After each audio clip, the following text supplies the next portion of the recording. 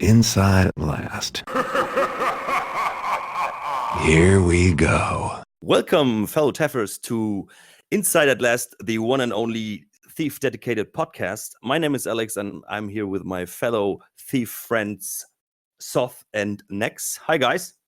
Hey. Oh, So we have to rush things a bit because Soth has to go. He has a job for the night, so he has to break into a museum, so he doesn't have so much time. So we don't want to lose time. Are you okay with that? Oh yeah. yeah, that works. So, just for the listeners, we will talk about a fan mission today, and after that, because when Soth had to leave, Nex and me, we will go on with like maybe little things we wanted to talk about afterwards. So it will just be the two of us after that. So, what's the fan mission we have chosen for today? Oh god, it was the Seven Sisters, and we only had a week, which was fun, but also packed with adventures. Yeah, and of course we have to mention the creator of the mission. It's the beloved Lady Rowena. She sadly passed away quite a while ago, and so we thought like let's go with one of those to like mention her great work to honor it. Yeah, one of the first. Is it the right word to say cult missions? Because it's been on the. It's been in the library for so long. Everybody knows it. It's really a monolith. Yeah, I think it's a legendary mission. Like when you come join the whole community, I think this is something that will be mentioned to you. The Seven Sisters. Oh yeah. I think it's one of those missions that raised the bar, didn't it, quite a bit? So exactly, I was not aware of that it's from 2005. That it's so old. Yeah, very old indeed. It feels really new. Like I think like many newer missions, except like maybe some little things that were attached later. You know, it totally is still like it feels fresh. Yeah, it's been 14 years. Can you imagine that there maybe is a kid that's been born the same year and is now able to play it. Right. So long ago. So just to make it clear, Nex and me, we replayed the mission. It was we had some struggle with it because of the time. And Soth, you are like doing it from your memory, right? trying to, yeah, because I'm so busy with work, so it's having the time constraints and stuff. But a mission like this, bits I remember because it's such a great mission. It stays with you. Oh, it does. So it would interest me, because you're just coming from the memory lane. What do you remember from the mission, and why was it stuck in your head till today? Because the higher caliber, similar as that, when you got a high caliber mission like that or campaign, because there's several missions, it was just breathtaking to play. It's just amazing that this has come from someone's, mind, building it in their bedroom or office, as you were, and the level of talent. It was just incredible. It was just like, wow. Like you say, it's from 2005. You know what I mean? The community had only been a few years old by then, and you get a mission out like this that's as good as this. And it's been very hard. I don't think too many people have managed to match this even after 14 years. Yeah, that's true. This is still very difficult for anyone to match. Stands the test of time really well, and I think what makes her missions in general. I replayed some others, and she's like, it's just not the design of the mission, but it's everything around. The whole atmosphere is like so thick, that there are so little side stories, and it really goes to your curiosity. You want to know what's going on, and all the side stories, and it was a blast from the past, Definitely. So it is its strong point, that it has the very good atmosphere, very good story, all of her missions. I think that's definitely what keeps you in. I would say that in some other aspects, a lot of missions do it better. I would say progression is a little bit sketchy from time to time, but I would not hold it against her, because every other part just makes you forget those little things. And maybe those newer ones are maybe better because like they took a lot of inspiration from that. I can imagine. Like if you play a mission like that with a storyline, it has like basically it has like simple elements. Like we try not to spoil too much, but in basic it's like it's like 3 basic missions, like 2 nights in a city, and then the last mission takes place in a different place. And basically it's always like finding different pieces and doing like similar objects for the main plot to get to the final result, to the final chapter. Where you're still pretty much doing the same thing. Yeah, basically, but it's put in like such interesting scenarios and stories behind it. It doesn't get boring, I think we can mention those things because otherwise it's going to be hard to speak of it. Yeah, but just in basic, it's just a basic formula she's using. Like, Oh, yeah, it's like yeah. in so many RPGs, it's like, okay, you have to find like 5 things in 5 dungeons, or like like the Triforce or whatever in Zelda, and then you could go to Ganon, Oh, I see. Yeah. Oh, what's your opinion on that sort? Like, what do you remember from like what was really like specific things, or what the basic? I'm not sure. Yeah, any one thing. There's lots of different things I love. Well, I remember I very first opened up the map and saw that it was a nice Yes. big city. I was like, oh yes, lovely. I've got a big city to explore. Brilliant. Yeah, that's fantastic. Because a lot of mission authors don't include maps into missions, even the ones that are quite sizable, which I really hate. I wish they'd do that more often. Yeah. So when I opened that map for the first time and saw I got all this to explore, fantastic. I loved it. And that's a good point, actually, because every time you go into a mission, you don't really, unless the mission is positions you in such a way that you can see a large area, but usually you don't. You would start maybe in your apartment, and as soon as you press the map and you see that there's a big layout and there are street names and all that stuff, you're in a big adventure. But what I really think stands out, many city missions, and I think most people love city missions, so do I. But sometimes they are like overwhelming. There's like so many levels on, from bottom to top and the other way around. And but what she did is first, like she split the city into 2 missions. So a half of the city in the first mission is not accessible because you just have 1 lockpick in the first mission. Or the first night. It starts with a little mission and then the real story goes on in mission 2. But in the first night, you have just 1 lockpick. So half of the doors are not accessible for you, which at first you could think like, oh, that's really lazy. But I think because of the amazing map and the interesting layout, and she has specific landmarks in it. So after a while, the city feels natural and you don't have to look at the map anymore, which doesn't happen very often to me. Yeah, it is definitely easy to navigate, just like you said, because of the landmarks.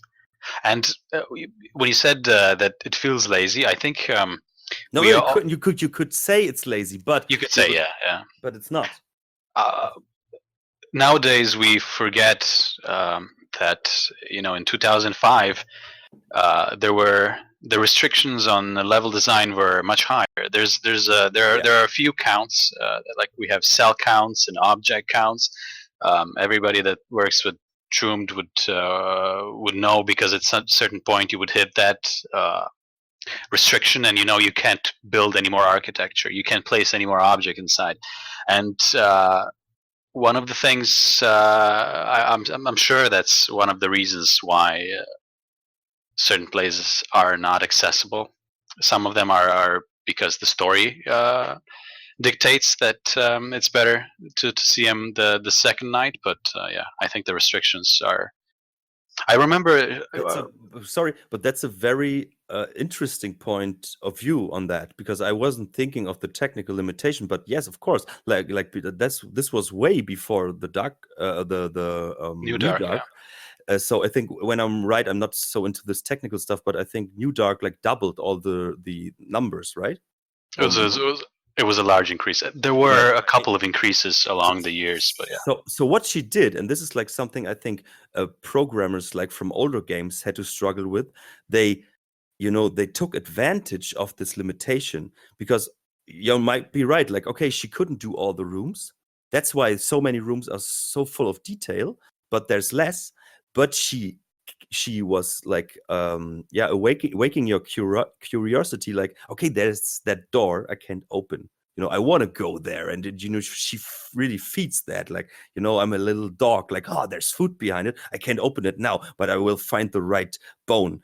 Like, and then I can open it. It's a shitty picture I just put, but you know what I mean. Yeah. So she took advantage actually of that to make it more interesting. Well, by splitting into 2 missions, she's able to get in everything that she wants that she otherwise wouldn't be able to. She's working with the engine.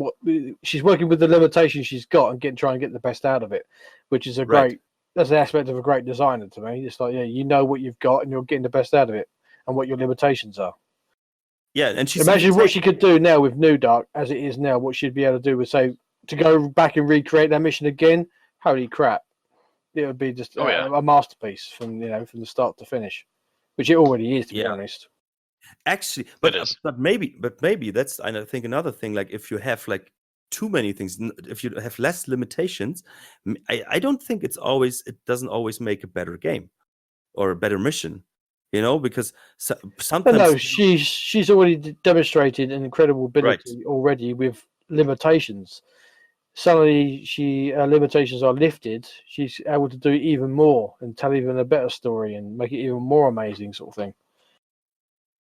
Maybe, but if I would compare it like to some of the newer missions that are still amazing, but sometimes I think they're like not hitting the sweet spot. They're like going over the top sometimes, and it's like, whoa, really?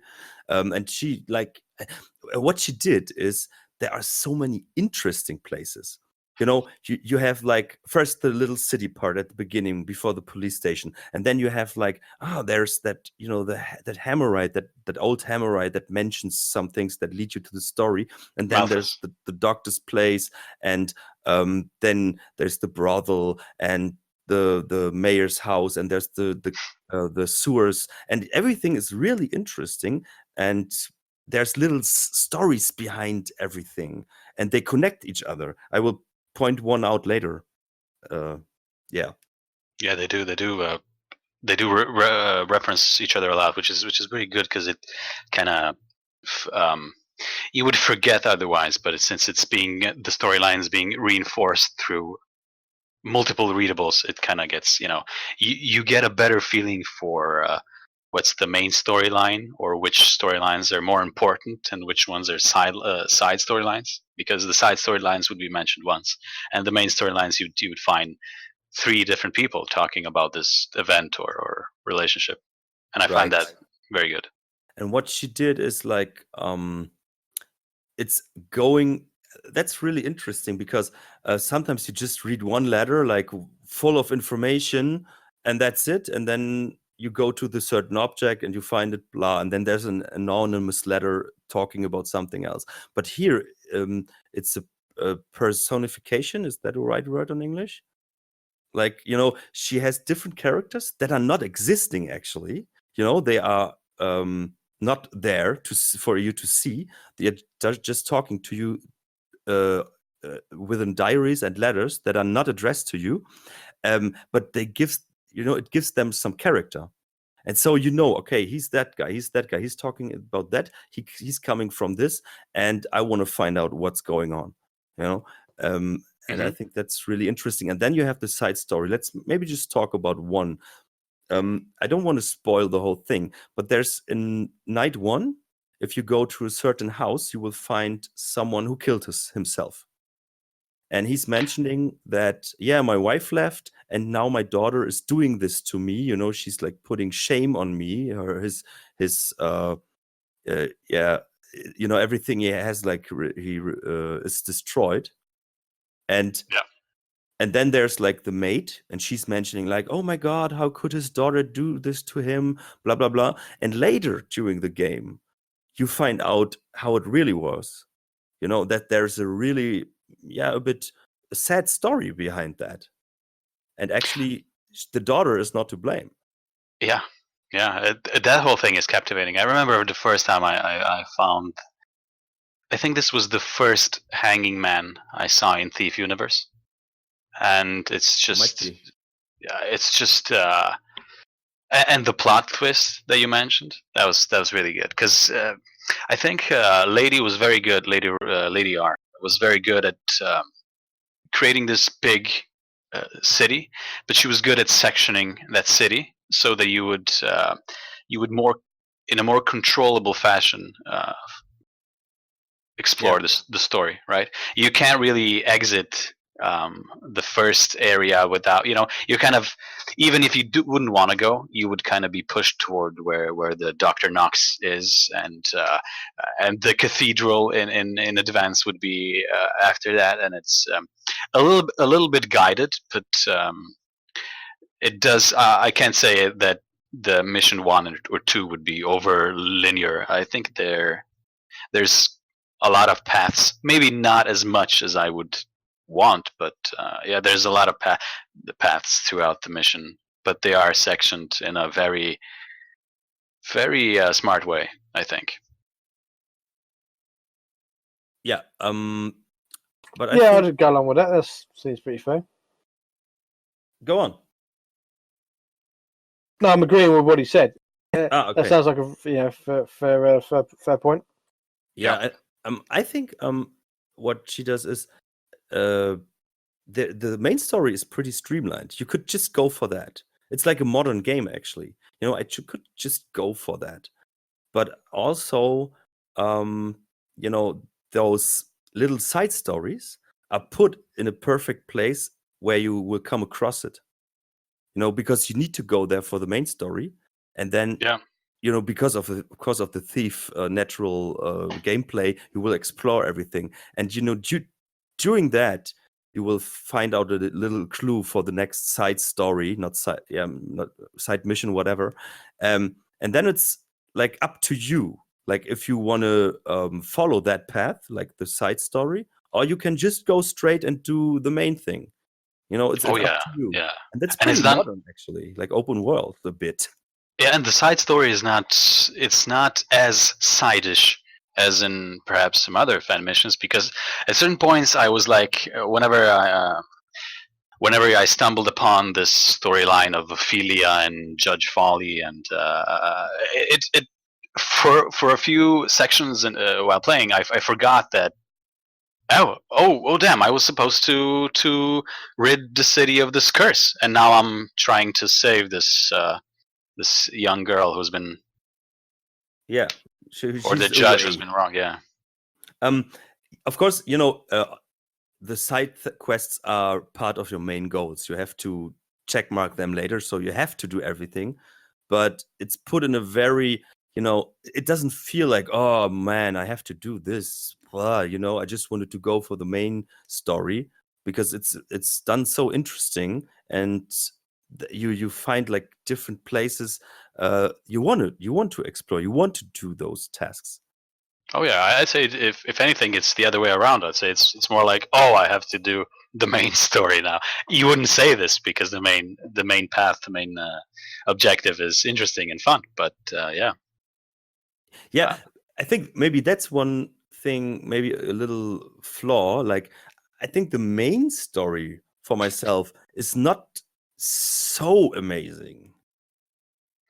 It's really, like I said at the beginning, it's a really basic formula. I did find some interesting. I throughout the readables, I was trying to figure out what the main story actually is, and what's happening. And yeah, you have the parts that we all know, that there was a conflict between Hammers and Mechanists, and now we only have one guy that knows about this prophecy, and he knows how to get rid of this curse, but we never really get to know why the curse is there, who made this. We get some weird connections with the pagans. I know the sisters mention the Woodsy Lord. They praise the Woodsy Lord, and I'm not sure about this. Do you guys know? Is the Trickster and the Woodsy Lord, is that the same entity? Is that Yeah. connected at all? It is? Yeah. So I guess the sisters are on the and of course Woodsy Lord and the Trickster, that's connected with pagans, correct? That's the Yeah. god that they worship. Yes, Especially their leader, yeah. Yeah. I think the Woodsy Lord is like, or the Trickster. It's just like he's always coming back through different persons. Like it was like in the first game. Well, he disguises himself, really, because he was Right. Constantine in the first game. Constantine, right? That was the name I was looking for. And then he's like coming through Victoria later, or and then he's coming back in different forms in so many fan missions. So yes, basically, and they come from a very natural spiritual side when you go on in the last mission where you see like the habitat of the seventh sister. So it's like very it goes along like with the bad side of the pagans. I think mostly pagans are put in like they're the harmless, natural loving folks, which is actually I think inspired by the Germans, because like Germans and Rome, they always wanted to fight for the lands of the Germans. And they were like known as like this natural folk living in the woods and praying to the wrong gods, and they were actually called pagans by the Romans. So of course, yeah. And so I think there's the similarity like there's this strange nature folk that we don't understand, so they are made like, or they are bad, by the society. And actually they are not that bad. They won't harm you if you don't harm them. Well, but it's not our topic. But going back to the in the game, I would say to the sisters, what I think one thing you can really always see in most of her missions, she has not that many, but I played 3 now, and it's always about women, always about empowerment. There's always a little side story where women are not treated right. So I think, reading through this is this first time because I was playing them just to compare, like if there are similarities or things that repeat during different missions from her. And there's always things like that come back. Like women that are treated bad. But there's definitely a theme, yeah. But at the end, there's a bad woman as well. So it's not like, oh yeah, the poor women, and then it's like bad men. No, it's like, okay, women are treated not in the right way, but the way they answer to this is not right either. Like the women get empowered by something, some magic, like Rowena's curse was like was what I played again. And so it's like, if you put it to that, it's basically the same. Oh yes, we have a lot of women being mistreated storylines throughout the Seven Sisters. We have a guy who kills his wife. We have a son who mistreats his mother. We have all sorts of prostitution problems. We have a like the story about the mayor and the owner of the brothel. I think it's very interesting because well, of course, he would be at the end presented as more of a bad guy than she is, but her reasons behind what would be the word of getting the mayor to pursue her are not really are far from pure. And she writes it herself. She says that she only did it because she wanted to see if she could get a man of that stature to fall to his knees before her. So that's why she did it. And it's a good point. There are a couple of bad female characters, but I would say that the main thing here is that we have a lot of women being mistreated. And isn't there a woman witch or something on fire near the beginning as well? Oh yeah. She screams when you come close. Yeah, exactly. Yeah, she screams. I remember that bit. Yeah, and I think this can give you like a little conclusion on things that were in the mind of Lady Rowena, the author of the mission. Like this must have been something she was thinking of. Maybe not. She wasn't aware of that always, but it was in her mind. Like Yeah, I think so. Yeah. That's very interesting. But what I liked is that she doesn't put it in like a just one point of view.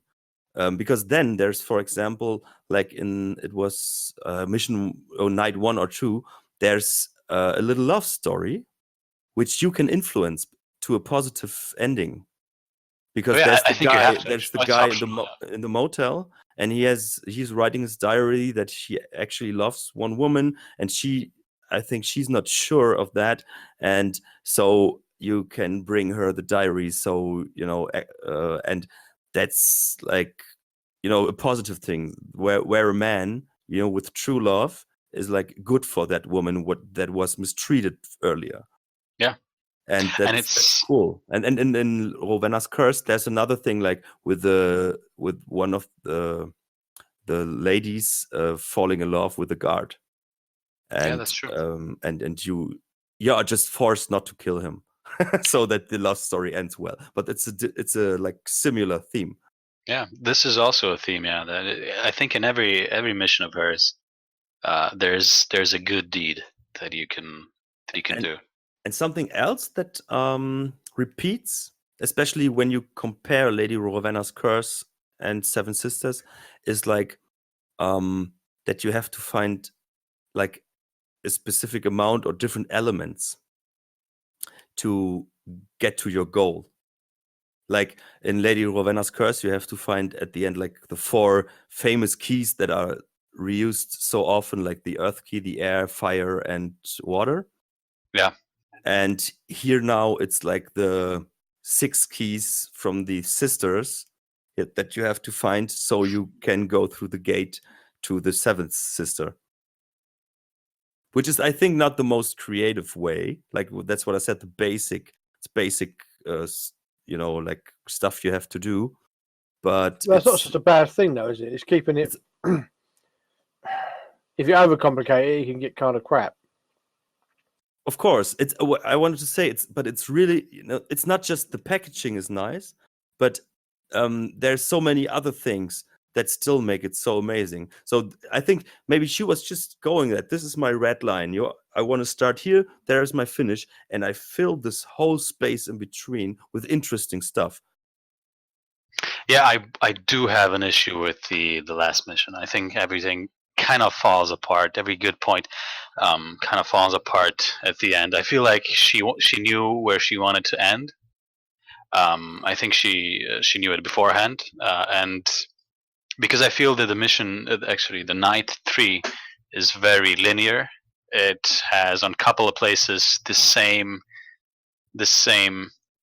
concepts as it had in mission 1 and 2. Like you have those sisters keys, and then you have the keys that you get from whirlwinds, and there's another key that's in the mermaid section, and it kind of repeated too much for me. Okay, now I gather these 3 keys and these 3 keys, and along with the very, very hard linearity in the Midnight 3, I definitely when we said we're going to do the 7th sister, and I immediately started to remember my past experiences. I do remember the mill and the what's his name, the gang of thieves that lives in that complex. That's what I remember from that mission, and I do remember the ending to the 3rd mission. But all of other memories are like from night 1 and night 2. I think those are the high points of the campaign. Feels a bit rushed, the 3rd night. Yeah, exactly. Yeah. It's done very well, but basically, as you say, it's the same structure in those. You have in night 3, you are in a more nature area out of the city, and then there is the little pagan tree village, which is actually, I thought it really compared to the rest you were exploring before. It felt like there's so not much life. This didn't feel realistic. Like like, okay, where are there are tree houses, but they don't resemble like somebody's really living there.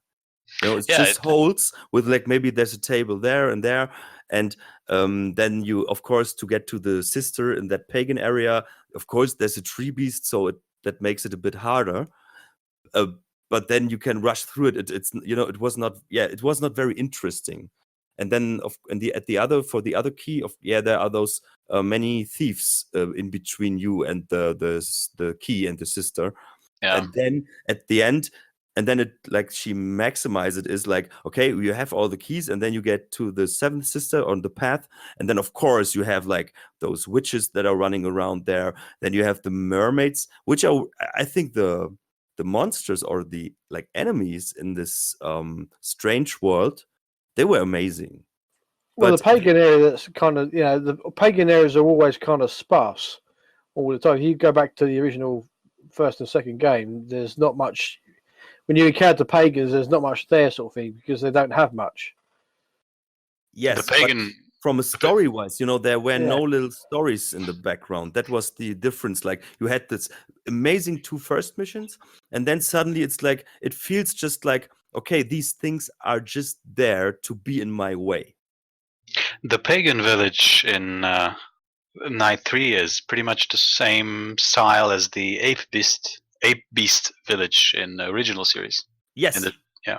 I think this is like this. Many missions did that. Many fan missions, like inspiration, taking from this. Like, they live in that. Maybe I think this is maybe common sense now for the lore, maybe in our minds. But you can do it in a really great way. And I think in that mission, that was not. It was just there. It Well, didn't feel like there's that there so much heart was going into that. I didn't like the thief mission, the ape beast village or the tree village in Thief 2, and I didn't like it here.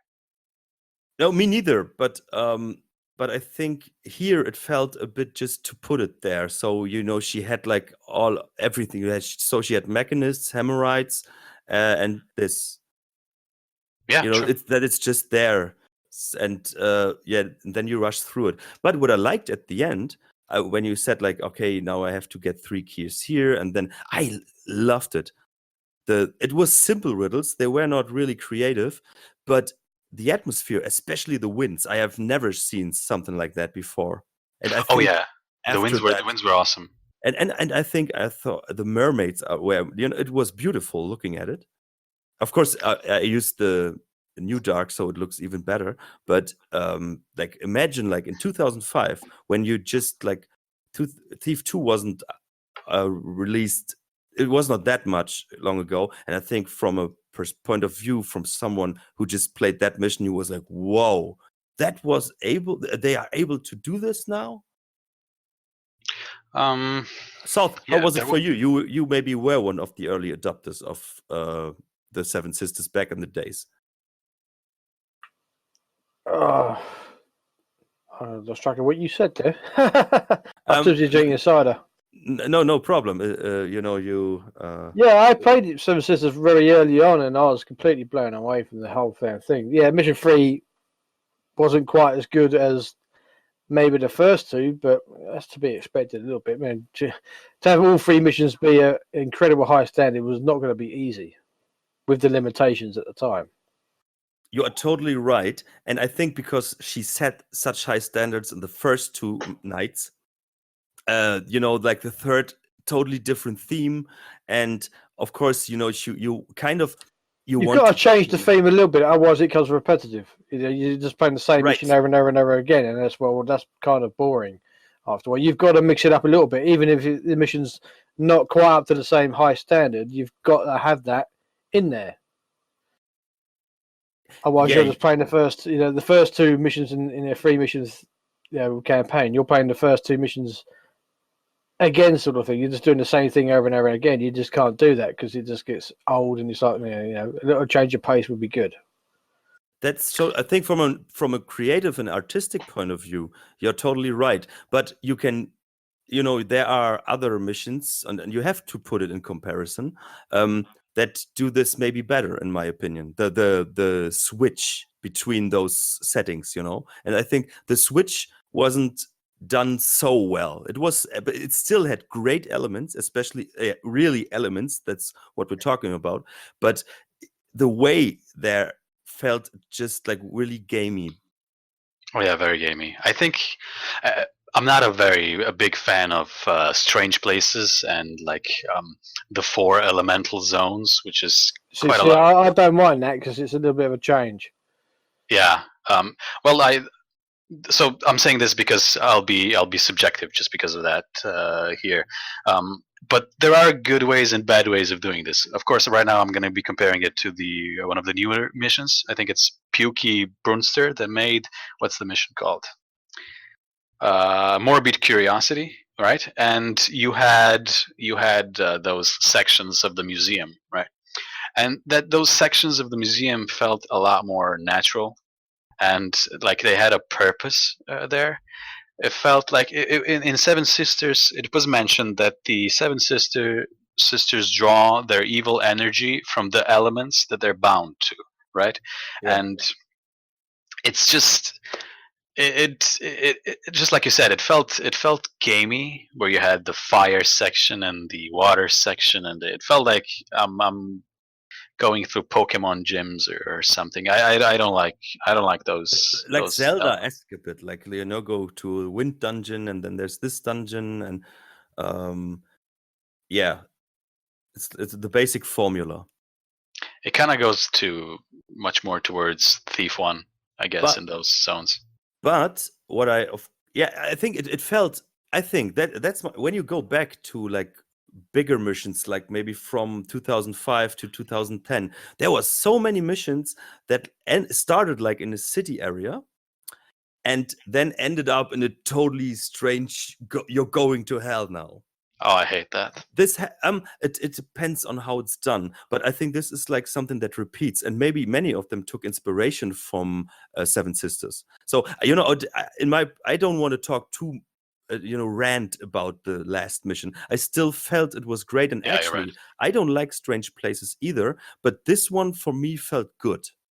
So no, because it wasn't too big, I could, maybe that's why the gamey part was the other point a good one, because I could go through it and this is done, check mark, and then I go to the final place with the elemental stuff, and the end again was really well done, because you don't kill the seventh sister just by going there and knocking her with a sword.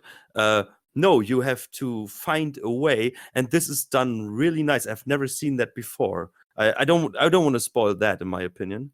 But Let's keep that. the end was really, it was simple and logical, because the mechanic behind it, but it was never done in that way. Do you remember, South, what I mean? I can't quite remember the ending. It's been so long, to be honest. But don't spoil it. I will go back and play it again myself. It's the lore that the seventh sister can't be killed by a human. She has to be killed by something of her kind. So yeah, that makes perfectly good sense as well. And so you have to freeze something, and it's really simple, but it's done great. We talked about this yesterday. Actually, it's not something of her making, but she actually gets her power from the spiders. Ah, great job in not spoiling. I don't know. Well, it's not gonna. I don't think it's gonna spoil. No. But either way. Yeah, but it says that she can just be killed by something of her own kind. Yeah, something she draws power from. That would be the wording.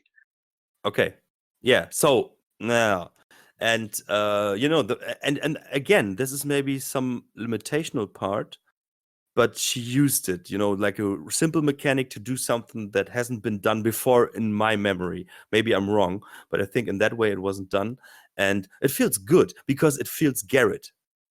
It's not like Garrett is going to kill her with a sword, because no, Garrett is finding a clever way, hiding in a space to watch it, and then he's done without getting his hands dirty. Yeah, that's a good way of putting it. It's Garrett not using his fighting skills or movement skills, but he's using his brain, of course. Puzzles. Usually he's wit and he's, like I say, he's in intelligence. Correct. Yes. Yeah. And it still is moving because you have to get there. There's like a little path to it because the door is locked, and it's very thiefy thief ending, like very Garrett-like ending, which I really liked and felt really how do you say that? It's almost really- paying homage to Thief 1 because he doesn't Yes. attack at the end. He uses, cunning and skill and intelligence to overcome his opponent. Yes, and that's really great. And actually, it's like, let's say, it's like a thief game in 3 little acts. Like a whole thief game just compressed, like interesting stories, blah blah blah blah blah. There's a strange power, a new story. I'm wondering, like, because it feels like she took so much inspiration from different games, because the witches. It's like Thief 4. The main enemy was a witch, so maybe it was her inspiration a bit. I found a few connections. Actually, I wanted to speak with this about this to some other works of art. So let's go to the first one. Why I was speaking about the pagans and the Seven Sister and the Woodsy Lord. There's a certain readable in the pagan village. That's the only interesting piece in that village. But it says that it sort of talks about how humans value gold and silver, and the pagans are questioning: is this going to feed you? Is this going to warm you? Is this going to help you when you lose your loved ones? And Yes. it says we're gonna give the humans what they want, and they're gonna give us weapons, and we're gonna defeat them with their weapons.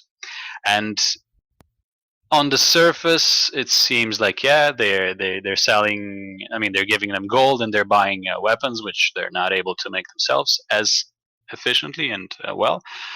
But it sort of felt like since the Seven Sisters want to bring back the trickster, the Woodsy Lord, and the Seven Sisters are not the women are not the evil ones. The necklaces are the ones that are turning them into the sisters, right? And there's a good readable that explains that Maya, which would be the one of the sisters, actually Maya would be the sister in the first mission. Okay. Yeah, and one of the readable says that that all the men started to, or the followers, the mechanists, started to look at her differently, or just talk all about her after she came from the city. So I'm thinking that some event took place in the city. I love this reference to the main city from Thief 2, or the Thief universe. She came back, and some event took place in that city where she received the amulet. So I'm thinking the pagans gave the amulet, and what the amulet is it's a piece of it's jewelry, right? It goes along the gold, the silver that humans like, and yes, they are selling weapons, but in a way, in human society, money has become sort of a weapon, right? Or wealth, or these things. It's a really interesting way to putting it. That yes. Yeah, and the pagans say we're going to defeat them with their own weapons. So I'm not saying this is the actual what she meant, but I found that it could be. It's one of the possibilities that the pagans they put a curse on this jewelry, and they're putting it to humans, and they're going to defeat the humans with that. So in a way, it felt, along with other themes, it felt a little bit like it drew inspiration from Game of Thrones. Which like was the pagan not around at that time. Well, the books were. Yes, of course. Actually, Well, not yeah, all of them. not all of them. So I doubt it. I do, but I do find I just think it's similarities just coincidence. There's nothing more. But still, the idea behind that, if it's really meant like that, is really genius, actually.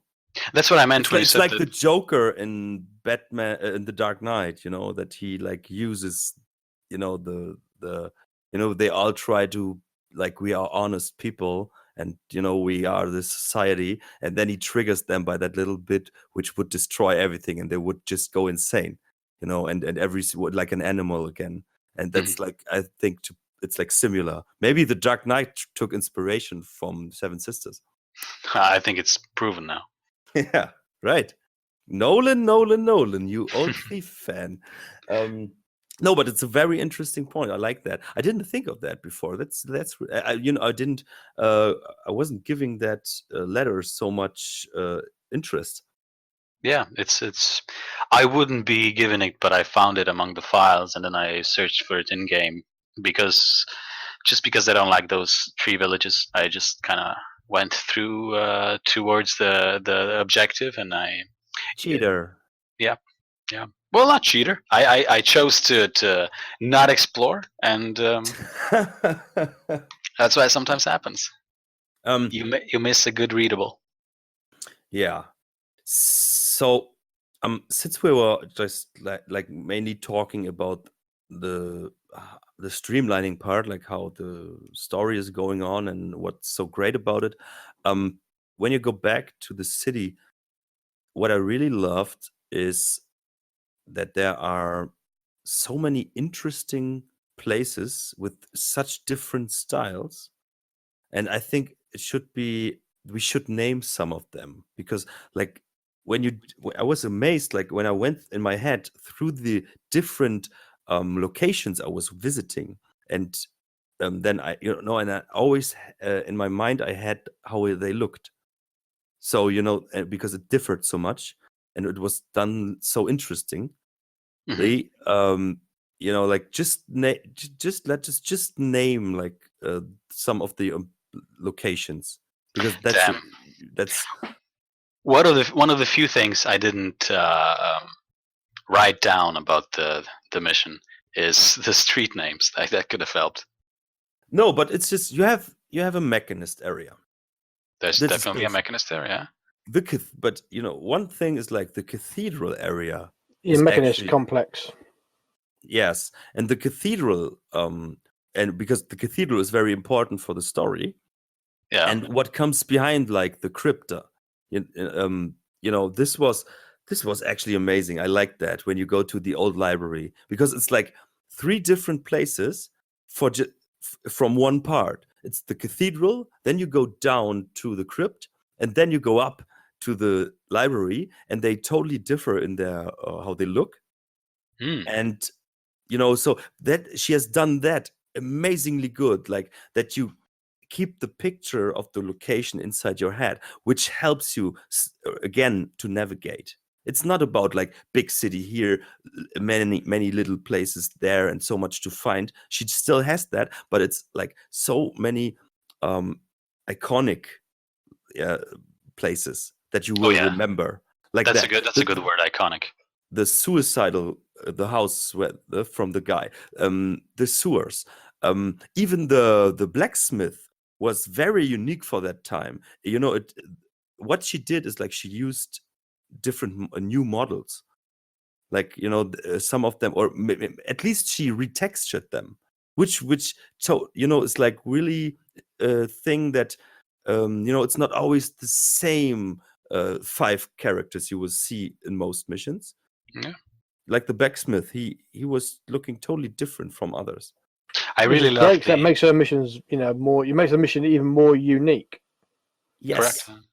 And she did that really well. So it's just that cathedral. Then you have like this thief controlled area, which was pretty basic, but still done very interesting, like the Burrick, the butcher. Yeah. And then you go through that, through the stalls, and then back. It was really done. It was so nice, and the connectivity was really straight, but still you had to figure out the way. And there were little side stories behind that. The missing Burrick, there are all little posters, like someone was missing his little cuddly Burrick, and Mhm. people are mentioning it in their Little Pinky. diaries. Yes, and yeah, and it's really amazing. I was really sad when you find him that he doesn't run away and go home. He does. He does. No, he didn't. In my Actually, did you unlock all the doors between him and yes, the owner? yes, I did. Then it might have been actually. Maybe Huh. it was not the event wasn't triggered or something. Because I was wondering, like, she did so much, like things like that, and then she didn't do that. I couldn't imagine that. So good that you tell me that it's just didn't happen in my version. Well, maybe I didn't do it now when I played it. I didn't because I was missing a certain key, which I'm not going to spoil where it is. But well, tell me this: did Mrs. Donson give you the reward? The what? The reward. No. Okay. Well, I didn't. That's the thing. I didn't get it as a mission. I don't think it's a mission, but it's like let's say did you in night 2 did you help Burke out of the prison? I opened everything, and I knocked out like potential enemies for him. Did you open his cell? Yes, of course. And then he gave you the ring, right? No, I didn't. He was just standing there like before. Maybe something's wrong with your mission because something's wrong there. Maybe you've not got a script installed. Yeah. Yeah, Probably the script. Yeah.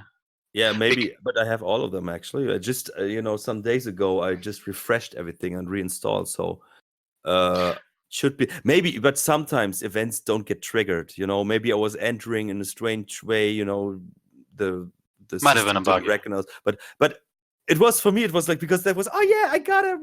Let's free the little Burrick, and then he's like standing there, and the person is mentioning before like, oh yeah, he seems really clever, and I'm like, yeah, really he tries clever. to escape, yeah. Dude, the door is open. Go. That sounds like a major scripting error somewhere. Yeah. Because he should run. You shouldn't have done. Yeah, he runs. Also, the guy, the Burke, when you release him from jail, gives you a ring, and it might have been another. I was so disappointed by that, but I couldn't imagine that it's that she didn't implement that. So I was thinking at that point like, okay, maybe this is a bug or something like But it's funny to me because if this one that I'm going to mention now didn't happen for you, you wouldn't be able to complete the mission. The Holy Hammer. This is one of my favorite events in this series. With the ghost. Yeah, with the ghost. Yeah, he like also is triggered by a script, and he gave. Yeah, this worked perfectly fine for me. Yeah, so it's funny that this one worked and the other one didn't. Yeah, the cathedral and the what's his name? He's the hammer keeper. It's just a lovely story. I so good in my opinion. It's simple but nicely done. And what I liked about that is that she just didn't mention it in a text, but that's what she does. This one was mentioned. We have to get credit for her that she, often in fan missions still today something is just mentioned and then it's up to your imagination what happened. But she did it with graphical things like. It's like, oh, someone must have fallen from the roof, and then there you see a broken ladder and the body. It's not just like, yeah, this must have happened. No, there's a broken ladder lying around, and ladder, no, not letter, ladder to climb, and she did those little things. And now it makes sense what you said at the beginning that maybe she. That you couldn't open all the doors because of the limitations. What she did is still like filling those places with life. Oh yeah, there's or like not life, but atmosphere and ambience. There are little objects everywhere, especially when you enter Basso's house at the beginning, and you come inside, and everything is like a mess, but it looks really good. Like there's little this food on the table and there, and this looks really great. That actually feel is you're actually part of an actual city. With Yes. your main story, but there's other things going on around you constantly. There's nothing to do with it because life is continuing as normal, sort of thing for everyone else, which is great. Mhm. Yeah, that's totally true. And like she did, for example, there's like there's we didn't mention that there's what is it called? People are getting sick. Yeah, there's a curse there's a over the disease. city. Yeah. There's a disease. Yeah, first it's a disease. Everyone First, thinks yeah, definitely. Yeah. it's a disease, and people, of course, she just used the zombie AI for that. But and that's another thing I like to come to that later. But so the whole place, like it was in the mid-age, like people are burning stuff. So there's the marketplace where that little booth is like on the side and it's burning. Another landmark actually, and what I liked is that you could cure the people. Oh yeah, That was a cool thing. Like I liked it too that it kind of. I'm not sure because I always try to minimize my remedy wastement, and it kind of. Are there enough of the remedies for every single zombie, or do you have to use one for two?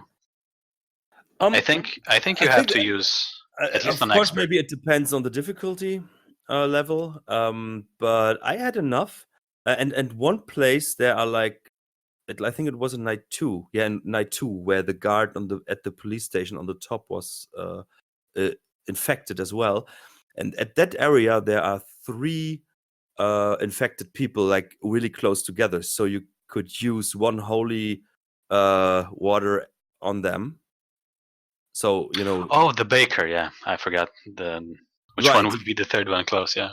Yes, and so I think it was doable. Sad thing is that I accidentally killed the mechanist before I got I got the cure. Which there's mechanist? there's that one mechanist infected person that is like walking in the front of the gate that leads back to the marketplace. You didn't see him. Okay. No, maybe is he the one that's I think I know where Kevel is previously. It's near. It's between the marketplace and the clock. Mechanist. The clockmaker. Yes, right. Yeah. Oh, that's a mechanist. I didn't notice. Yeah, another thing, like so she used like different textures and for similar AI characters, and because they change, when you cure them, they change. Their appearance is back to normal. What I didn't like, it makes sense because they forgot about what just happened, so they are running still. They are not your friends, except one. I think one person is thankful to you. But that's like you cure them, and then they're like, "Oh, thief! He's after him!" Yeah. But of course, it makes sense. But I didn't like it. It was like, "Hey, be thankful to me. I just saved your life." Yeah. This probably could be scripted the other day, but the other way. But yeah. But still, another thing that she put in there to make it more interesting. But it's what I liked. I played on normal. I wasn't. I didn't have to do all of them. There was like, okay, tonight, please cure 2 people. That was okay. Not all of them. So there was but there was an option to do all of them, right? Yes, of course, and I think it was rewarded. But it was optional. Actually, yeah, it was an optional goal. Optional quest. But by I had to cure 2 people. My optional goal was all of them, but I had to do at least 2, which was okay. On expert, there's like 5 and versus all 7. I know. I checked that. I don't know. There was just one reason why I didn't play on expert. but I can't remember that. Oh, I'll tell you why this mission is not really the best to play on expert, especially if you're gonna ghost or No, I do don't things go. like that. That was not never a thing for me. Yeah, but expert, I mean, this mission, as I said, it's sectioned pretty well that you get the storyline correctly. I haven't found a lot of the places where you can break things and bypass things. Lady kind of keeps you on the path, and you're not able to cheat. I tried a lot of things to cheat, mainly not to get into the crypt. I didn't want to go in there, and certain places that are hard. I mean, navigating the city is not that bad, but when you go into the crypts, when you go to Sir Gilles de Ville's manor, Gilles de or Ville. that one, yeah. Um, it. But let's talk about crypt, right? You go in and pretty much there's a straight line. The whole crypt is linear. There's no using your wit to go around in a Yeah, it's different path. just one little path to the right, but it's a dead end. Yeah. Yeah, and on normal, there's quite a few enemies inside there, but on expert, 3. yeah. Ooh, oh well. Oh yeah, the crypt. I'm thinking about the whole thing. The crypt and You the mean gold. you mean the library, the keeper, Yeah. the Hemorrhoids library, the Yeah, blue one, which is blue one more. Yeah. the whole linear part until you come out after you've entered the crypt. There's a lot of enemies there, and on expert, if you want to ghost that part, it's not hard to do that. It's just very time consuming because you move a little and there's another shadow. You have to wait like 2 cycles so the things kind of sync, and you have this little window of time where you can move. Yeah. And it's a big test of patience. I'll say ghosting it for the first time was very nice because you were like it's very tense because there's so much things happening. I mean, it's scary, a lot of ghouls running around. But when I tried it now, when I played it for, let's say, 8th time or maybe 10th, it just wasn't interesting anymore. I knew what was going to happen, what the next room is going to look like, what the issues are going to be with ghosting, and it was just too time consuming. So I think it's in certain sections the mission suffers. So if you're ghosting. Yeah, I don't know. That's why I play on normal and I get all the fun. One thing, Soth, you are there still? Yeah, I'm still there. So I wanted, like you said, you just have 1 hour. I don't know how much you can stay now, but what? Not much longer, but I can stick around for a few more minutes. I just wanted to give you like a little time. Like maybe there's something you wanted to add to this so that it's not forgotten. Like that you now have the space. Like maybe you wanted to mention something about the mission, or maybe about Lady R. We were at the beginning. When you're saying about the bar quality of this mission was really, really high, and you're saying later missions did certain things better and things like that.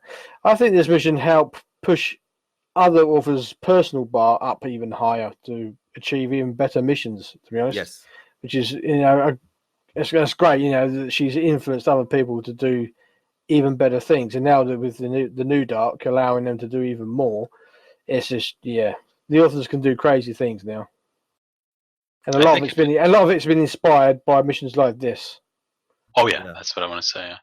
A lot of people started, at least in my case, I started creating missions because of missions done by Lady R, TRK, and Pura.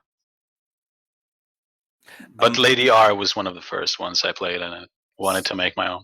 So Soth, that's probably the greatest thing that's been, legacy is, the bar that she's left everyone else, their own personal bars have been pushed up to an extremely high level. Oh yeah. So Soth, I think you are like more of a veteran to the community than we are. Do you have like how she was I think she was a very positive person on the forums and stuff, right? Yeah, definitely. So like next you said like once mentioned that she was helping you out with something, and but Soth, can you like tell or like remember like what was so great except from her mission about her, like why but I think because it's not just her missions. I can't really remember that much about it. My memory's not really that great. It's so long ago as well, and I've been doing so much other stuff other than Thief as well over the last few years. Yes. You asked me to go back memory lane when I really can't. 'Cause I'm getting old now. Oh, so but do you know where she was from? No, there's I think she one was of from I America. know. I'm not sure. I think she was from Europe, to be honest. Really? That's what I think. Yeah, Yeah, I the think way she's European origins. I know it was Rowena's Curse. There was a few little bits in there from her own personal life, I think, as well. I think there was a little thing about the ashtray with the cigarette next to like on the desk. Yeah. And if we were thinking maybe that's something she struggled with was addiction to cigarettes and things like that. Little bits and pieces were added in. There is her face in Rowena's Curse. Is it her face or? I think it might be, yeah. No, I've seen this on the forums. It's her face, but the hair and the body figure is from a certain picture or painting. You see that it's photoshopped. It's just really just the face, no ears, no. It's just like it's even not the whole face, I think. But yeah, I was wondering about that if that's Lady R. Yeah, that's her. Oh, pretty. Yeah, definitely. Yeah, but you feel like really like in the missions you play or the tower, and was it Home Sweet Home, right? Home Sweet Home was the last one, yeah. Yeah, and they all have like something like when you just play it under the point of view that's like, okay, I'm playing a Lady R mission now, and you feel like so much character in that. So you learn about maybe you not learn about something, but you can imagine specific parts about herself. Oh, which is like really like like it's interesting because that she passed away, that she leaves us something that tells you something about her, even if you've never met her, but you can play or you can there's a piece of her still accessible. Oh yeah. So I mean, there's beautiful a couple of thought, I think. Couple of things I when I was playing through the mission was I wish I could ask her. Yes. About this, I wish I could ask her about that, because I think the story is so great that if she did not put a part of herself or her own experiences in this mission, it's even more of a genius work of art if she just created this out of nothing, and she would be completely different, which I don't think happened. I think that she put a lot of herself into her missions, but yeah. That's the thing. I don't think there was ever really an interview conducted with her, was there? Really, so we're never gonna know. But perhaps people that knew her and would listen to this, maybe they could tell us, or they could make a post, a little bit of remembrance of Lady. Yeah, that would be amazing, because actually, now I really would like to know a bit more. I don't want to know everything, but it would interest me where she was situated, where she was living, because I think, like, if I'm right, I forgot to do my research, sorry, but I think the Seven Sisters story, like this is like some mid or Eastern European lore, like a fairy tale or something like that. Huh. Or folklore or something like that. It's because there's a picture of like maybe the god or something, and there are the 7 women. I have heard Seven Sisters from other sources. Yes, me too. And I think this is like something like the Grimm fairy tales and something like that. I think it's like Eastern European folklore, something like that, where she took her inspiration from, maybe. Might be, yeah. Yeah, and there's many things like the way she has a look on culture and stuff. So I think she must be European. And I think we could just go click on her forums profile, and there maybe it would say where she comes from. Perhaps, yeah, perhaps. But we did. I mean, please don't hate us for not doing so much research, because just playing 3 missions in in a couple of days even, it's quite a task. I wanted to ask you something, guys, before Lord Soth leaves. Did you guys notice a gay couple? Yes, in the ladder. I Yeah, think of I course, remember and something like that, which I think back in 2005 that was pretty cool. one of them becomes infected. They're on the balcony. Yeah. It's Lawrence and the librarian. Those two are. That gay sounds lovers. like a movie or something. Lawrence and the librarian, you know. Yeah. I mean, I tried to find the name of the librarian, but I couldn't find it. Not in the files, and not in the name of the files. So it's Lawrence and the librarian. So Lady Rowena. Well, maybe that's something we can put out to the forum users, see if they can give us an answer. Come on, guys. What's the librarian's name? Yeah, we need a name. But yeah, it's a very good event. It's yes. As soon as you. I don't want to spoil this one as well, but when you reach librarian, one of them gets infected, and then something gets triggered, and then you have to improvise and save the couple and ensure there's a happy end, and it's very lovely. But yeah, it's the first time I saw a gay theme in a game. Really? Where are you from?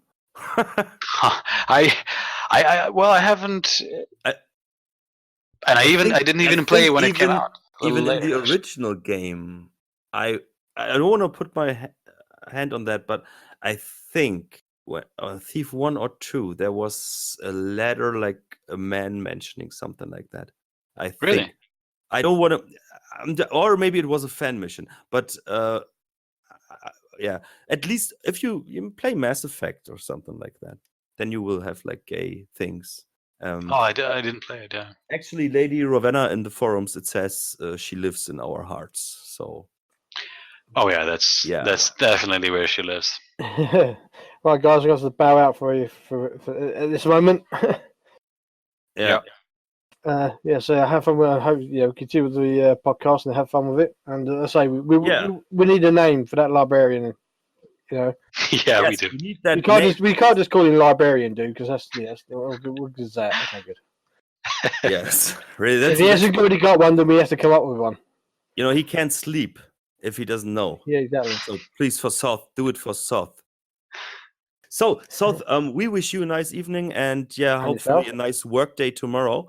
Yeah, okay. It's Saturday. It's never a good work day. I have to work either, so I can feel you. This is why I'm having a few ciders now to sort of drown my sorrows. Actually, like the librarian thing, I will drown that as well. So Soth, thanks for taking part, of course, and we'll see next you week. Next will be time. easier because I don't have work next week. I can stay for the full thing. Okay, awesome. That's cool. But maybe next, then you are in Germany, right? I am, but we'll make it work. Perhaps we can record on Thursday or. Yeah, but it doesn't have to have an episode every week, so I think it's okay if we have private life too. So, but maybe you can. I don't know. Oh, Soth, I wish you a nice day, and thanks for your great mentionings. Yeah, no worries, guys.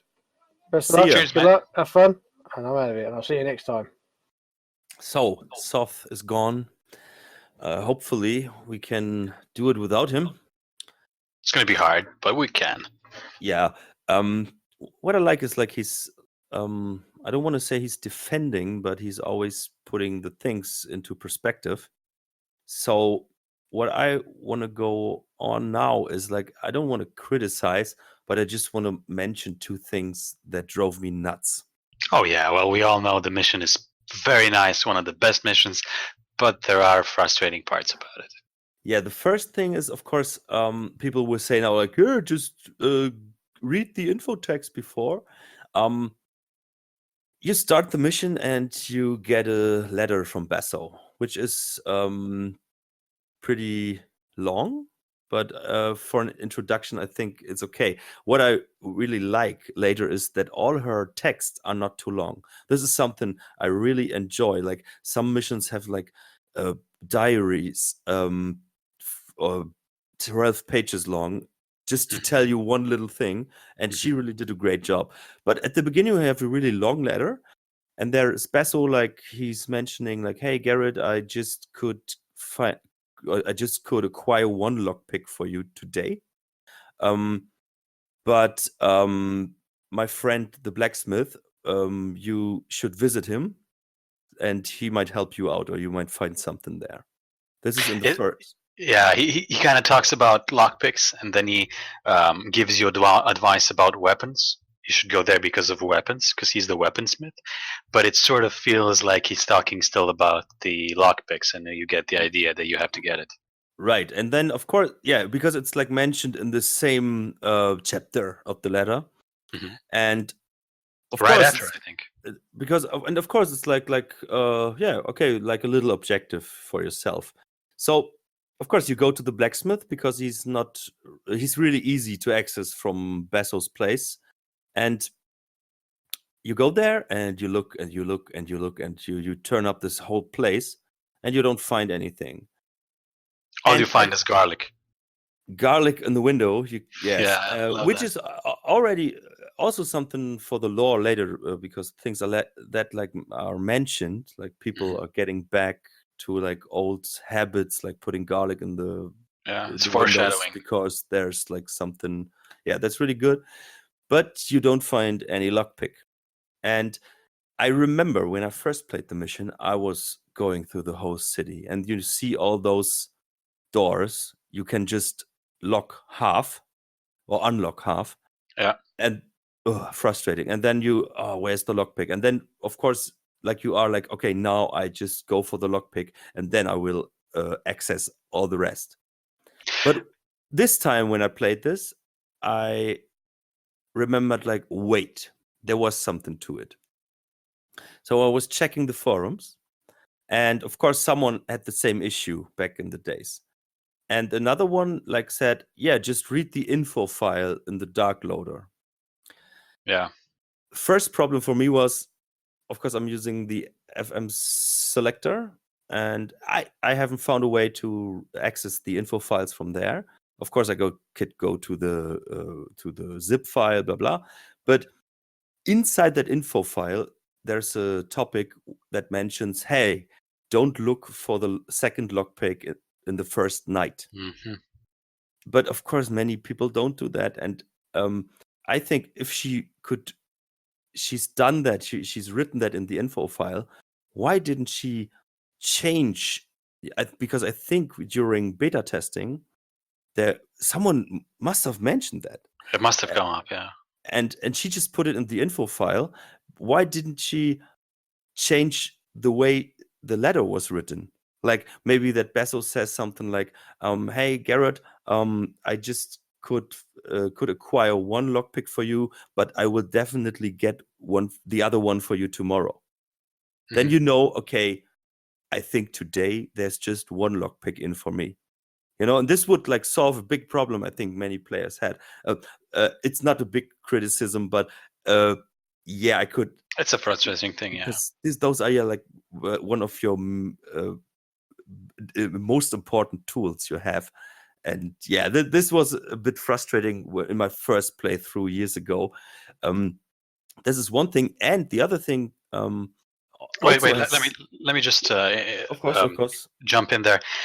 When you talked about the doors only being half lock pickable, I guess, so you would Unlockable, maybe. Yeah, you could lockpick them, but only till the half because you don't have the second one, and it's an indicator that you're gonna be able to get into this room the next night, right? Which is genius. I agree, it's genius. But you have to creates find suspense. out about that it's like, that those doors are not meant for you to be openable at that time. But if you still think, hey, I can still find another lockpick in this mission, then this is just frustrating. Exactly. If it was stated clearly that there's not going to be any second lockpick for this night, the doors would be very great. But now Yes. that there's a little dilemma, it's like the doors themselves reinforce the idea in players' head that there should be a second lockpick, right? Right. Yeah. Exactly. Because that's totally true. Because the genius she did, she killed it with that little issue. Mistake, yeah. Yeah. And I know, because I have to admit that this is the first time now, like the last days, I played Seven Sisters through. I finished it because I know that after a while I stopped at the first mission because I was so frustrated. It's a Because- pitfall, yeah.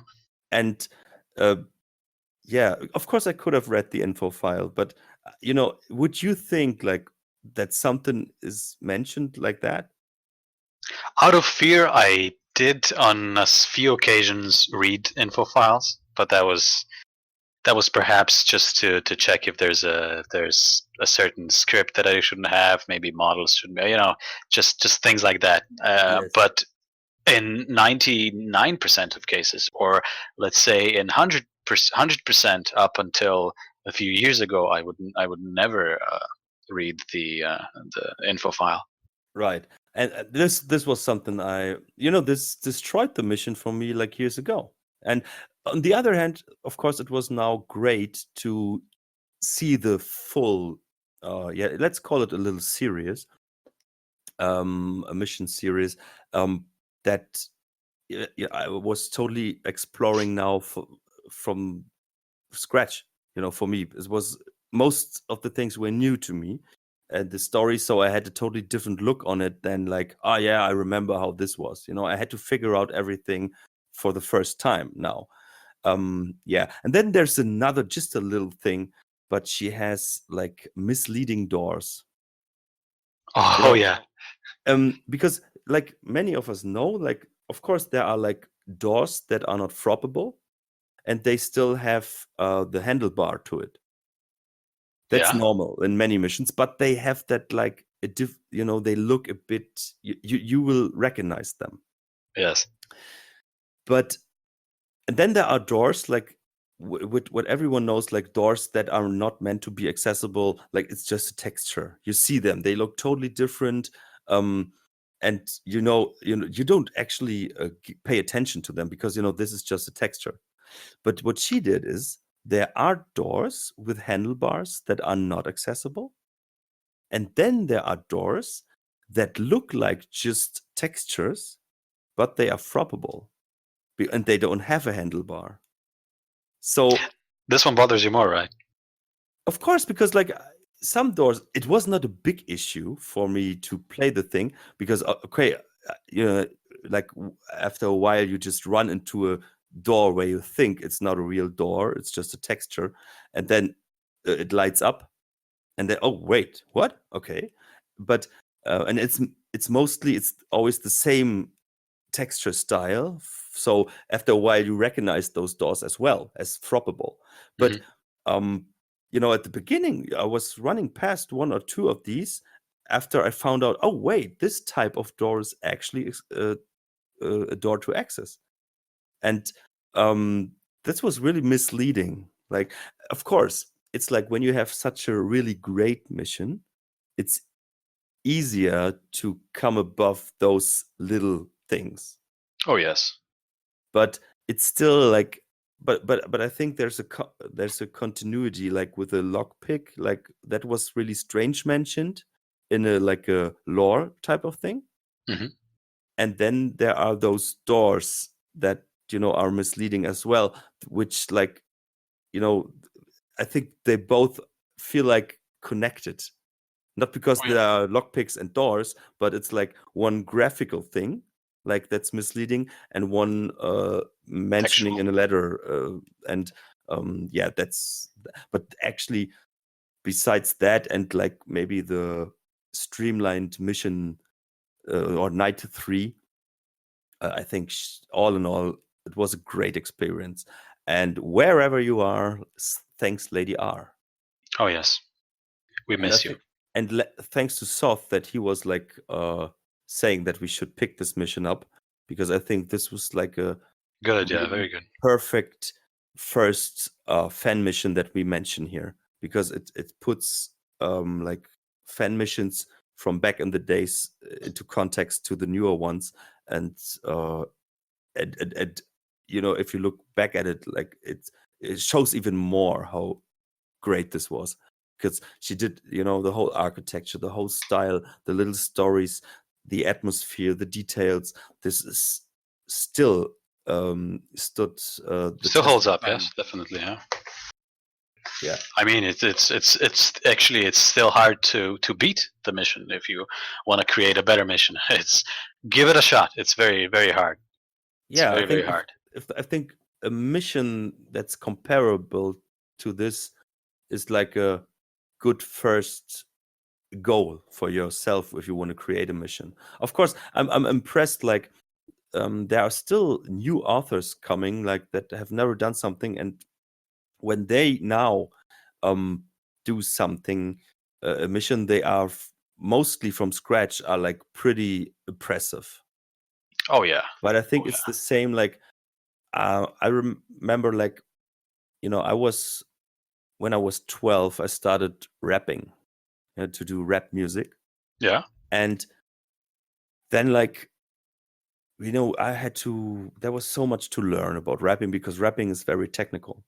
And then years later, you know, when I was already like I was used to do that, you know, I knew how to do it. And then suddenly there were like new younger rappers, and they seemed to improve way faster than me and my rapper colleagues did back in the days.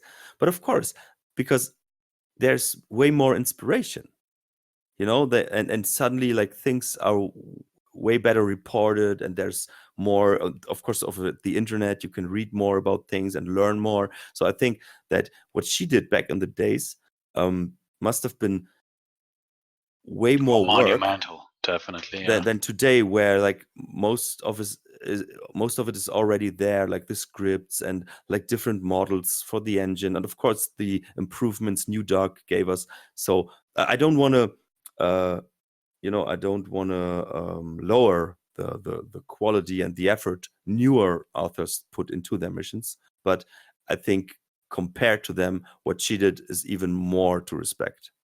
Oh yeah, definitely. We have to think about the time period when the certain mission was made, and this is, yeah, I think a lot of like you said, a lot of scripts, I think a lot of models and everything had to be custom made. I don't believe that at that point we had extensive sites like you have today, when you can just visit the thief object repository and there's like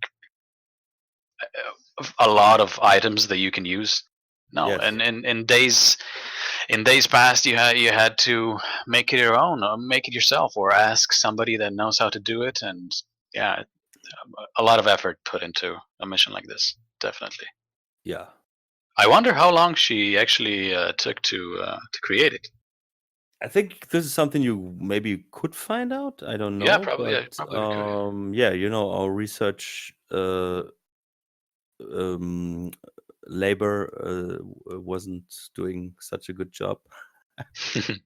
Probably we could just check her name and maybe see when the first reference of Seven Sister comes up, and see when it was finished, because we didn't mention this, but she later on made version 2 of Seven Sisters, which is the one that we're playing today, right? Yeah. Bug fixes and all that fun stuff. Yeah. Great. Ah, we didn't have the full experience this time. Sad. But Maybe you did with the scripts not working. Maybe you had the first version installed, or did you download it recently? now I downloaded like the original experience patch, you know, which destroys everything, and no. Yeah. But I think this is I think a good ending to the fan mission part of this episode. I have perhaps a few things. Of course. That's what I want to say.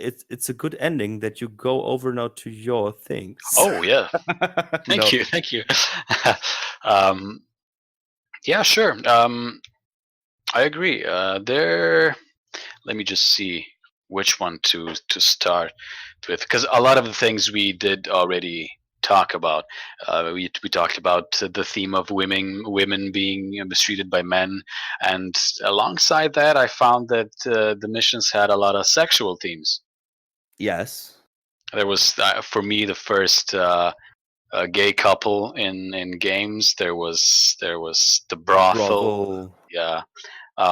There was actually a little bit in Ophelia's. The Gilles de Ville, whatever his name was, Yeah, he was torturing a woman. yeah, he was into kinky stuff. Also, there's the Brunhilde from the brothel. Yes. Which is like she's German, and of course she's a dominatrix. She's a dominatrix. And who does she dominate? I don't remember. It's the mechanist Archie. Ah, right. Yeah, I think this has to do something with the faith, but yeah, there's some strange stuff happening there. That also, was actually really funny. Yeah. Like, that was made custom. At one point, you can look into one of the brothel rooms, but you can just watch. You can't enter the room, I think. I didn't, because there was no reason.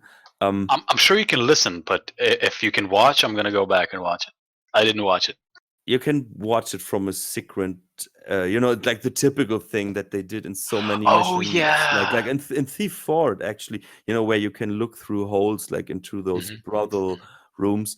And there is, of course, Brunhilde. She is blonde, a dominatrix. And then there's that guy you mentioned, and her customer.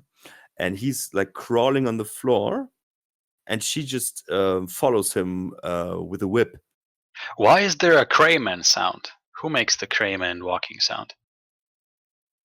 I don't know. I think maybe it was just because it was available. Maybe I don't know.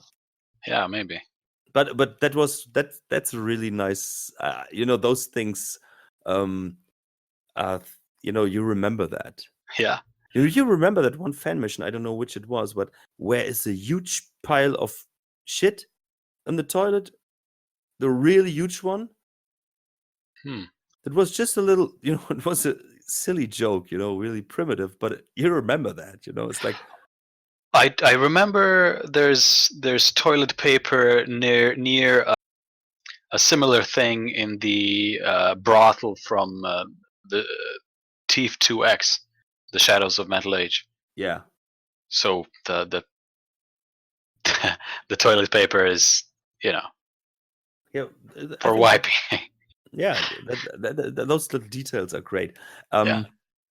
But go on. You had a lot more about Seven So Sisters. in the theme of these sexual themes, did you notice Viagra? Something was mentioned, a blue pill, or what? Actually, in the Malthus, Dr. Knox, and Basso meet, right? Yeah. And Malthus. Yeah. Malthus is the charlatan, the previous ex-Hammerite priest, now a magician charlatan. And in his shop, he sells magic potions, and he has advertisement for Viagra in. Right. Yeah. Also, there's even a more disturbing instance where Ophelia, who is the man who hanged himself, that's Judge Foley. Yeah, that's his daughter. There's a good story between them, but she mentions that her. Let me find quickly.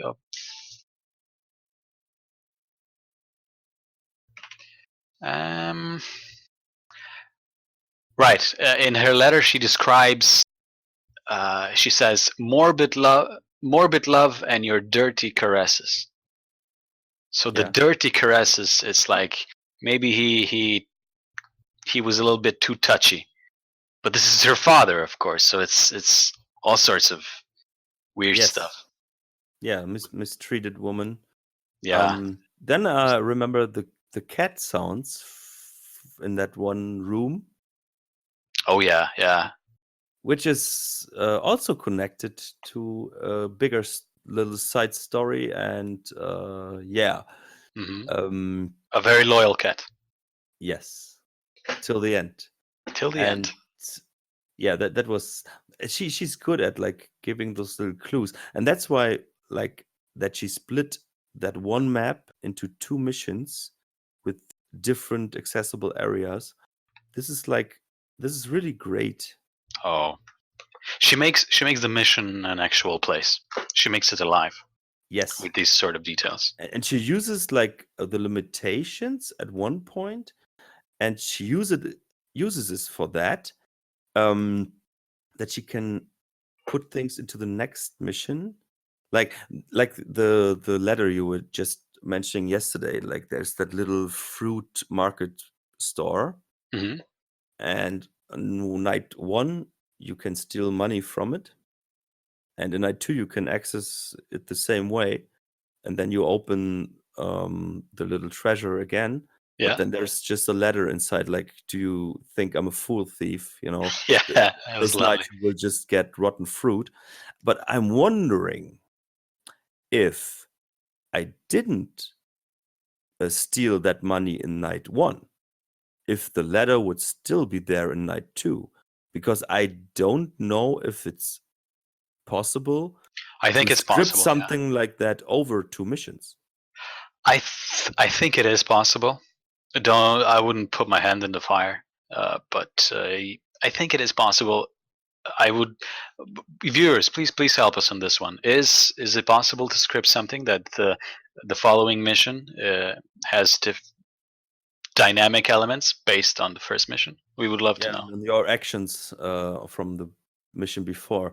Yeah. Of course, I think maybe, but because of course there's things. Hasn't there been a mission where you could take like weapons you collected in the mission before, and you would have them in the next mission, the amount you had? You Yeah, collect. I think I remember something like that. Yeah. But I think I was once reading something, and I think they mentioned that it's really difficult to make, but it's doable. And of course, like this, just the changing note is not maybe that. But yeah, please tell us. That would be amazing. Yeah. Um, Okay, so yeah. let's go on. Do you remember the brothel from Shadows of the Metal Age? I remember. Is it the big one with the red stones? No, that what was it? Yeah, I think just tell me a bit about it. Was it with a fat blonde woman? The Well, there was a fat owner of Yeah. the brothel. There was Sheriff Truart, renamed to Sheriff right. Yeah, Truart. and he was in the big room at the end. He had to steal something, right? Yeah, correct. Yeah. Okay, I remember that. Yeah, I didn't. I played that not so long ago. Yeah. What's the owner's name? I don't know. When I heard the name Roxanne from the Seven Sisters, I immediately felt like, I don't remember, but it feels like I've heard that name mentioned, and I think like I've heard the name mentioned in the brothel from Thief 2 from Thief 2X, right? The Shadows of the Metal Age. And if that's true, perhaps they made a bit of a homage to the Seven Sisters. I believe Thief 2X came out later than Yeah, Seven Sisters. 2007, I think. Yeah. Yeah. So that's what I want to know. That's something. Yeah, that's a community thing. That those things are always nice when, or like when like forum users are mentioned like in a letter. Like, of course, mostly they are put in a really ironic, bad context. Mhm. But this is nice, like mentioning the guys that are part of the community. I think back in Yeah. the days you had this really more because the community was way more connected. Yeah, but nowadays, since it's shorter, smaller, maybe you have a little bit more camaraderie because it's less of us, and yeah, but I think much that they more. felt like more like, we are we run this thing. We built this up, And I Mhm. think the early adopters are always like a little club that that's always, it's like a politician party, Yeah, it's like the thief forefathers. Yes, and now there's those little modern guys coming with their technical podcast thing and stuff, The no, kids, but yeah. yeah, but that might be it. And those, and, the huge lore and how the fan missions, totally, Reference each other and all of that. and yeah, and they committed so much to this. That's so amazing. Like from 2 games with Yeah. like about 15 missions each.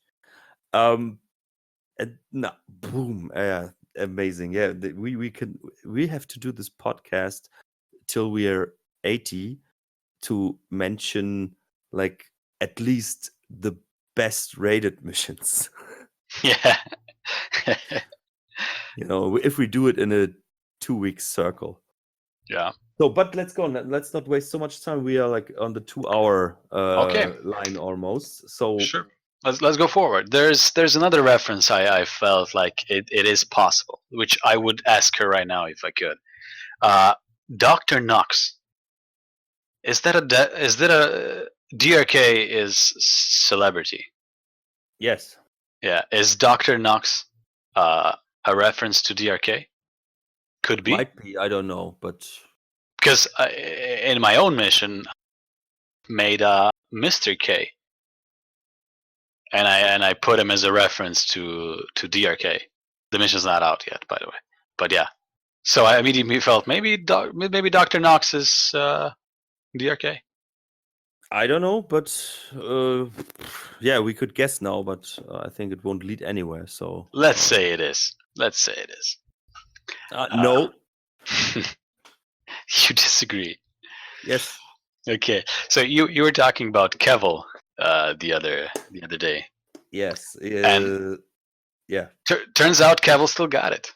Yes. To explain, when we were talking, like when we first met online, we were talking about Thief so much and what we love, and then I said like, there's one fan mission where you go to post office, and then there are all those letters with the same text, but they are addressed to different women, and the person who wrote the letters is always Cavill. And this is a great, funny idea, like mentioning Cavill, because everyone has heard this sentence from women, like, "Is that you, Cavill?"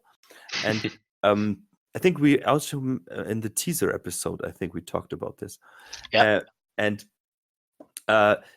And here, but just explain how it was done in Seven Sisters. Well, in Seven Sisters, Cavill is actually sneaking off to the dancing Burg, which is the local inn, where he would engage in sexual themes with. I'm just trying to find her. Let me search quickly. His name is Cavill, and yeah, her name is Neep. Actually, Sir Allingham's daughter, so it's a sir. It's sort of a a person with stature. So yeah, so you could say he's banging a highborn broad. Right. Excuse my language. And then there's the love story behind it, right? I know he was another one. I just want to rush things a bit because yeah. like... Actually, in this case, the girl is being blackmailed by the newspaper publisher, who bribes the whole town. This was another great thing. The newspaper guy. Oh yeah. Because like this is like a central place, and you learn so much about so many people of the city.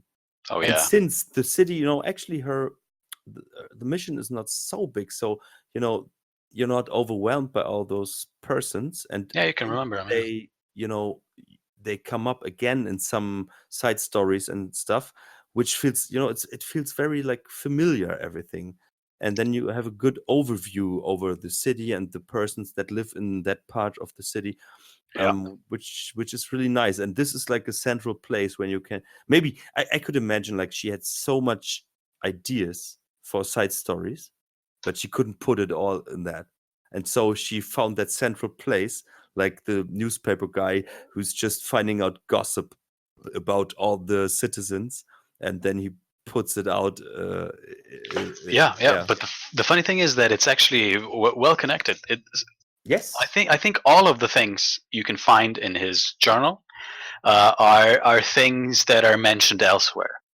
So he would kind of he's like the center for gossip, but each part of the gossip you can hear about somewhere else. You learn that the mechanists visit brothel, but you know that from Lady Roxanne, who's the owner of the brothel, and all sorts of things.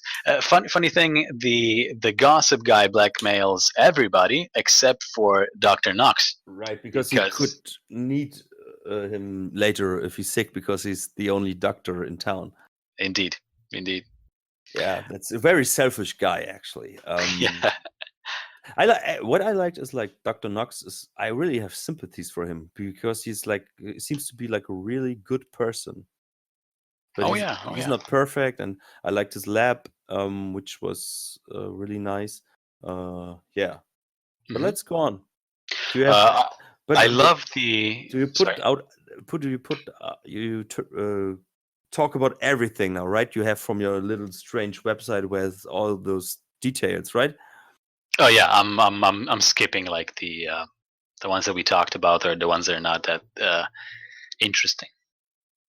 But yeah, I'm looking from this list, and to go on, I don't you love the little Rhine that you can see on the wall? The little Rhine. Yeah, did you do it up the close and down the stairs in the house? Yeah, in front in this little sewer part in Dr. Knox area, right? Yeah. Burke's the butcher, Hare's the thief, Knox the boy who buys the beef. I love that.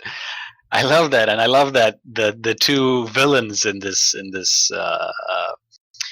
company are mentioned everywhere. And Burke actually gets locked up in jail, and Hare actually works with the publisher. Yeah, he feeds them information, all sorts of things. They are those little like the bad dudes from that part of the town. You know, Yeah. they are like the thieves. Everyone knows that they are not no goods. You know, and that's everything. That you know, everything is connected so much. Oh that is amazing. And it's not just in that mission. She was really great at that. And like Soth put it earlier, like imagine what she could have done with the modern technology, because then I think she had, you know, she just didn't have to put so many things into text. I think she would have done way more, because there are like way more impersonator, you know, people that lend their voice and stuff. So I think she could have done great things, but you know, it's what she did was already great. And yeah, that's sad, because her first the Home Sweet Home, the mission that was released not long ago, after her death, actually, thank you community, it was actually, I think, passed to the community by her son, if I'm not correct, so thanks to him as well. It was supposed to with the names Home Sweet Home. This is like yeah, I think she was aware of things. Yeah, because like if you look at all those missions, like it's like you know people that suffer from something, they use art or something like to express themselves. Yes, and they put things into their art. Maybe it's not like they want to point you to something like, hey, look at me here, I'm suffering or whatever, but they put so much from themselves in there. And if you read the clues, like of course it's always like seeing a picture and make an interpretation of what the artist wanted to do. And I think that's a perfect example that games are art. You know, what she did was art, and that's why this is you have to see it like like a piece of art from her that she crafted, and she put so much into it. And if you look at maybe more of her art pieces, then you maybe see like things that are connected, and you maybe learn something about her. Yeah, or some bigger picture actually behind it. Yeah, Yeah, that's really interesting. Yeah. it's a good thing that you brought up. Actually, come to think of it, if I would have to find a video game that I could argue that it's art, I think this is one of the better examples. Yes. And I think, but I think there's many. If you know, of course, this is like a person we have like a connection in the thief forums. But just imagine, like, there are so many artful games, especially today, like the indie games. There are games with like really sad stories that go to your heart. Or there's that Dragon Cancer was a game where a father made because his son died of cancer. And just imagine, like, if you would know like more about the persons and then play their games, maybe you could maybe more read more from their minds, or what's on their minds. And yeah, but this is, for us, it's a good example. Yeah, definitely. If you don't know, like, if you just play the game and you don't know that she passed away, then you maybe wouldn't do so much interpretation of those things, Mhm. Maybe it wouldn't be that interesting. Let's, in that case, let me just put out two questions which I couldn't figure out. It's just a question, and hopefully the listeners can help me find that out, because I'm actually really interested. Maybe even you can tell me what there is. And there's two things. There's whose body is in the sewers on night 2 in the water, and where is Melvina? And Melvina is the missing child. Is there an answer for these questions? Maybe there isn't, but if there is and somebody knows it, please tell us. I would really love to know where the abducted child is, or whose body is in the river. It may be in the sewers. Maybe it's the publisher who blackmails everybody. That's. To be honest, I don't remember both of the things. I didn't see a dead body in the water, if I'm right. I think it's like a secret place. I think, not sure, but you definitely found the little girl. That's. I mean, you've heard about the girl that's missing. Yeah, that's that's this little creepy place. That was amazing. You Yeah, could very access from creepy. that other Very creepy. apartment where you. Yeah, I don't know. I didn't find answers to that. Yeah, me neither. But Perhaps maybe it's like, maybe it's just it was on purpose. Yeah. Why not have a few unfinished ends? That gives the player things, I think, and I think that's good, because they don't affect the main story. It's just things you come across. If you find them. So I think, and I like that. That's like things that's up to your imagination. It's bad when it's done like you have like a story, a main story, and then in the last episode or in the last mission whatsoever, not everything will be answered. So but maybe someone knows. Maybe we didn't find everything, but I don't remember the dead body in the sewers, actually. Oh, do you mean you mean with a broken handlebar? Because because there's that guy. You mean in that one room you access it from where you get to mission 3 later, right? No, actually, the body would be not far from Basso's sewer exit. It's in that part of the sewer. I think that the guy. Do you mean a woman? Is it a woman? I think it's a guy. Okay. Yeah, I don't remember right now. But because there is one sewer guy, and he is mentioned in the letter you just posted to me on the Discord today. where that he's it's mentioned that he's not coming back. I don't know. What did you? I think it was Nils is his name. Nils, right? He Yeah. was leaving when handle broke in his hand, right? Yeah. He yeah, and- he just like the guy that has sewer maintenance key 2 that you find locked behind a certain gate, and Yeah. where also the handle broke.